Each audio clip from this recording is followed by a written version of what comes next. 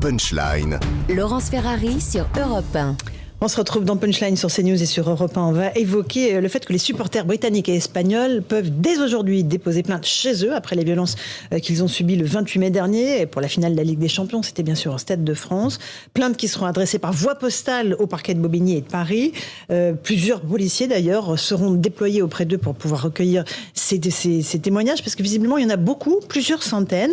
On va écouter un supporter de Liverpool qui a été interrogé par Régine Delfour et Alice Chaumy, les envoyés spéciales de CNews, et il raconte ce qu'il a vécu ce soir-là aux abords du Stade de France. Écoutez.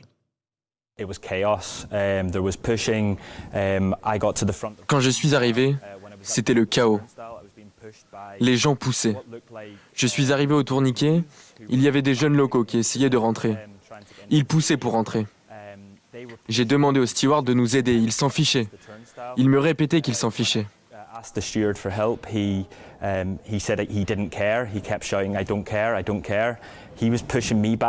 On ne pouvait pas rentrer et on ne pouvait pas partir non plus. Il y avait des centaines de personnes derrière nous qui poussaient. Nous étions pressés contre les grilles.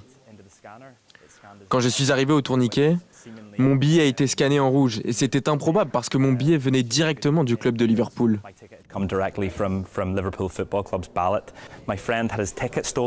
Un ami a eu son billet volé. Mais comme la foule était très compacte, ils n'ont pas pu s'enfuir avec le billet, alors les gens se le passaient. Ils se passaient le billet les uns les autres pour l'éloigner de mon ami. Les stewards étaient dépassés, le personnel était dépassé. À un certain point, je ne voulais même plus rentrer dans le stade. Je voulais juste partir et être en sécurité. Je n'ai jamais vécu quelque chose comme ça. Voilà pour ce témoignage édifiant recueilli par Régine Delfour, Alice Chaumy et Sarah Menaille. Il y a d'autres témoignages, David Lebars, relatés notamment chez nos confrères du Parisien, qui disent un supporter qui a eu une 3e opération du genou après avoir été lynché par une bande à coups de barres de fer et de marteau aux abords du Stade de France sous les yeux de son fils de 13 ans. Pourquoi est-ce que le ministre de l'Intérieur a dit il n'y a pas eu de blessés ni de morts, donc c'est plutôt bien? Ça le regarde, c'est sa parole et c'est la parole publique. Moi, vous savez, sur les plateaux, j'ai essayé très tôt et très vite, y compris chez vous d'ailleurs, de dire la vérité et d'appeler mes collègues qui étaient sur le terrain, puisque je vous l'ai déjà dit, j'ai fait de nombreux matchs autour du Stade de France quand j'étais commissaire de Saint-Denis. La réalité, je la connaissais. Il y a un échec global, c'est pas la peine de se voiler la face. Il y a même une forme de honte, parce que moi, voir des supporters qui sont rentrés chez eux blessés, dépouillés, qui n'ont même pas pu voir le match, il n'y a pas de quoi être fier. Donc il faut aussi de l'empathie vis-à-vis de ces gens-là qui ont vécu une soirée épouvantable. Et puis après, il faut bien regarder les fautifs, et je dis les fautifs, les responsables, il y en a beaucoup.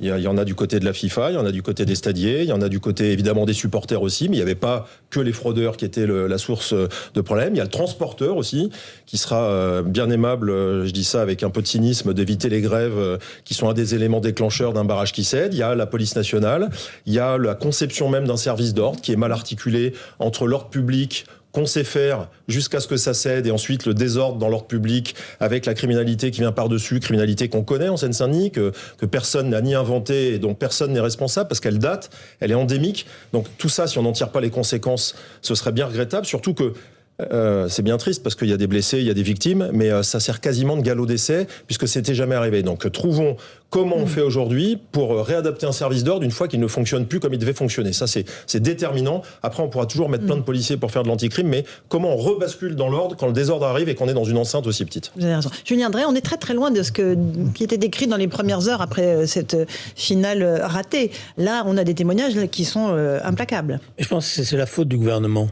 C'est-à-dire qu'au lieu d'arriver tout de suite et de dire on a eu un cumul de situations qui a fait qu'on a perdu le contrôle des choses, qu'il y a des actes qui ont été commis qui n'étaient pas admissibles, il a essayé de dégager en touche. Et d'ailleurs, on voit bien la contradiction entre les premiers propos qu'il tient et ceux qu'il tient dans la commission des lois au Sénat, où il reconnaît qu'il y a eu des gestes déplacés. Bon, en même temps, il y a une autre chose qui a été sous-estimée, ça qui est étonnant, c'est que visiblement, il y avait pas que la clientèle habituelle, comme vous le dites en termes policiers, il y avait d'autres bandes qui étaient venues là pour faire, je dirais, leur larcin, et qu'elles elles n'ont pas été prises en considération comme il le fallait en amont. C'est-à-dire il n'y avait pas assez de bacs capables, parce que c'est pas la sécurité publique qui s'occupe de ces gens-là. Le CRS, comme le gendarme, lui, il dégage, et on voit bien d'ailleurs dans les images, pour faire de l'espace. Et d'ailleurs, sur le fond, d'après moi, ils ont évité, grâce à ça, on a évité des drames. C'est-à-dire on a évité que les gens s'agglutinent sur les grilles et qu'il y ait des gens écrasés. Mais tous ceux qui sont là après pour voler les billets, pour dépouiller, pour détrousser, ça c'est la police traditionnelle, les BAC, ou voilà, et elles n'étaient pas assez en force ce jour-là. Alexandre Devecchio ou commissaire Lebars? Non, mais moi, il y a un éléphant au milieu du couloir. C'est bien d'ailleurs que CNews insiste, parce que l'éléphant au milieu du couloir, c'est ce problème d'insécurité chronique et de délinquance chronique. Certes, il y a eu un problème de billetterie, sans doute un défaut d'organisation, mais je ne crois pas que ce soit ça qui interpelle l'opinion publique. Ce qui interpelle l'opinion publique, c'est effectivement ces images de violence, de bandes criminelles, qui d'ailleurs, sur la dalle, sont toujours omniprésentes, souvent des mineurs isolés, et c'est un problème quasiment structurel, et on aimerait bien qu'au-delà, alors c'est bien j'entends ce qui a été dit, il faudra en tirer les conséquences pour remettre un meilleur service d'ordre au prochain match, mais il y a aussi un problème structurel d'insécurité en Seine-Saint-Denis. Le défaut d'organisation, le problème de billetterie a été l'étincelle, mais on voit bien que l'étincelle a pris sur un terrain qui était hyper inflammable, donc arrêtons de traiter les symptômes et essayons de traiter la maladie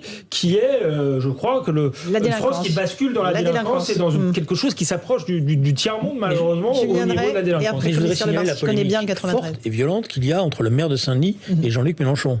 Puisque Jean-Luc Mélenchon a dit, mais c'est des incompétents, ils n'ont pas su faire, c'est pas vrai, il y avait que les habituels, etc. Et le maire de Saint-Denis a dit, je connais ma ville, je sais qui y avait, et je peux dire qu'il y avait des gens qu'on n'avait pas l'habitude de voir, extrêmement bien organisés, extrêmement violents. Commissaire Lebars, vous connaissez bien la Seine-Saint-Denis, vous y avez longtemps exercé. Je connais bien le maire de Saint-Denis quand j'étais commissaire à Saint-Denis, qui était député, Mathieu Hanotin, qui fait partie de ces rares personnes qui ont porté une parole publique honnête, objective et assez précise.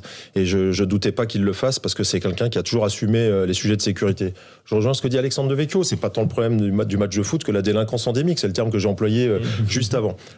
Personne ne découvre la délinquance en Seine-Saint-Denis, sauf que ce soir-là, évidemment, quand vous avez 80 000 proies potentielles, forcément, on peut quand même considérer que la délinquance va tenter sa chance. Évidemment, elle tente sa chance dans un chaos complet, donc ça favorise le désastre. Ce que je veux dire par là, après, faut pas mettre un mouchoir sur qui a fait quoi. Moi, je l'ai dit très clairement. Il y a deux types de délinquants. Il y a ceux des quartiers d'à côté qui, par habitude, grenouillent dans le coin, comme on dit. Ce soir-là, eux, ils sont plus responsables de s'être infiltrés dans le périmètre qui devait être fermé, d'escalader les grilles, de truander avec les stadiers. Et il y a eu du copinage, parce que j'ai oublié de parler des stadiers, mais il y a quand même des scènes en flagrant délit de copinage où ça passe sous les barrières et je fais rentrer des copains. Donc ça, on l'a vu. Le gros de la délinquance, le gros des agressions, c'est la poche d'étrangers en situation irrégulière, de mineurs isolés, vous l'avez dit, ou de MNA, c'est l'autre terme, mineurs non accompagnés, qui vivent de la criminalité, sur lesquels la police a une action quotidienne, sans résultat. Pourquoi ? Disons les choses, parce que ces mineurs-là ne sont pas, en tout cas pour très peu d'entre eux, incarcérés sur les infractions qu'ils commettent. Il n'y a pas de place pour ces mineurs-là. On n'arrive pas non plus à les reconduire dans leur pays d'origine, parce qu'évidemment, on a du mal à établir la nationalité, et parfois, surtout, quand on l'établit, on a des pays qui ne veulent pas les récupérer. C'est un vrai sujet de traiter ces poches de délinquance-là. Il y en avait plus que d'habitude ce soir-là. Moi, les chiffres que j'ai, qui sont de l'ordre du réel, c'est autour de 400-500. Ils ont agi en meute, en bande. Ils ont créé des dommages monumentaux. Je vous l'ai même dit sur votre plateau, il y a eu des agressions sexuelles sur des femmes. Il y a eu des gens qui ont été tabassés, d'autres qui ont été blessés. Il ne faut pas nier ce phénomène-là. Et si on le nie en plus, c'est qu'on ne va pas le traiter dans la durée. Et c'est ce qui fait la honte de la France. Et c'est là où moi j'ai eu de l'empathie pour les supporters. Quand on va au foot, qu'on est agressé par des gens comme ça, et qu'on ressort et qu'on est encore agressé en ressortant, c'est une soirée d'enfer. Il n'y a pas d'autre mot. Un dernier mot là-dessus, peut-être, Julien Drey? Non, on avance. Je pense qu'il y a eu... Vous savez, il y a une formule qui dit que quand les emmerdes arrivent, ils arrivent tous en escadrille. Donc là, il y a eu tout, quoi. Ils ont tout eu. Alors, et l'erreur qu'ils ont commise après, c'est pas de reconnaître qu'il y a eu des défaillances dès le départ, sous-estimation du public, grève qui a déplacé les gens d'une ligne de RER à une autre, etc. Et je pense que c'est ça qui fait que ça crée une polémique qui dure, parce que les Anglais ont été pointés du doigt et ils ont bien compris qu'on s'en servait comme bouc émissaire. Et maintenant, ils se vengent en montrant la réalité.